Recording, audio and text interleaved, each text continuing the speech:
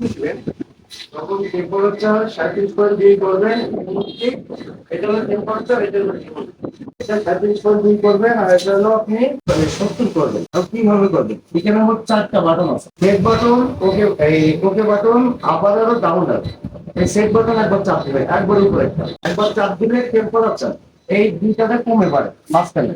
টেম্পারেচারটা এটাতে কমায় 37.2 করবে, এটা 37.2 দিয়ে ওকে বাটনটা চাপ দিবে। তারপরে এইটা আমাদের হিউমিডিটিটা সেট করবে। হিউমিডিটি বাড়ানোর জন্য এইটাতে কমে এটাতে বাড়ে। আমি এখন বাড়ায় আমি 70 করে দিলাম, 70 করে ওকে দিলাম, 37.2/70 হয়ে যাবে।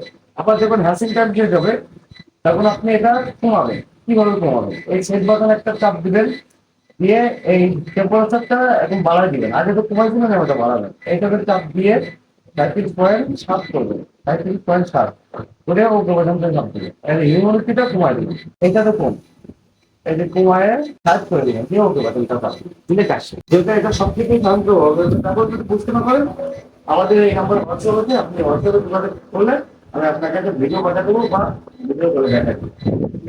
সবথেকে আমাদের কাজ করবে, অনেক সময় আপনি যে এটা চলতেছে না বা চলতেছে না কেন, যদি বুঝতে না পারেন এর একটা ছবি দেখবেন, কিলো পাঠিয়ে দেবেন।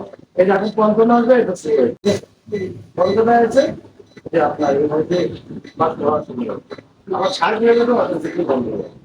আর ব্যাক সাইডে তো ফ্যান আছে, ওই ফ্যানটাও আপনার মনে করেন যে অতিরিক্ত গরম বের করবেন, সবসময় করবেন, প্রয়োজন হলে করবেন। মানে এটা তো অটো। হ্যাঁ, সবকিছু অটো কাজ করে। দাঁত আমি দিনগুলো বসাই। হ্যাঁ, দিন বসাকে এটাতে সবসময় পানি দিবেন। এটা জন্য পানি কয়দিন পর পর পানি? আপনি ওই প্রত্যেকদিন একবার রাতে করতে করবেন। মানে পানি যাতে না আসে। হ্যাঁ, যাতে না আসে। কতটুকু পানি দিতে হবে? এটা ফুল করে দিন। আর ওইটা?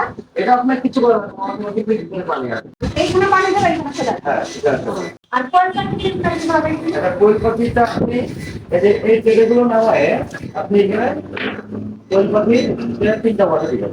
এটাতে একটা করবেন, এটাতে একটা করে ধরবে। আপনি কোয়েল পাখি 14 মিনিটের নিচে নামায় দিবেন, এখান থেকে এখানে নামাবেন 14 মিনিট। আর এইখানে নামান দিলে কিভাবে বের হয়ে যাবে? হ্যাঁ, এইখানে বাচ্চাটা বের হবে।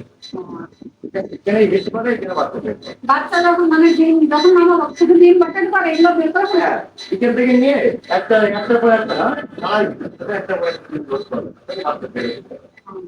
মুরগির কাছে যেভাবে বসানো হয় ঠিক সেরকমভাবে আর চিকুন ফার্স্ট নিচের দিকে দিবে, চিকুন সাইডটা নিচের দিকে দিবে।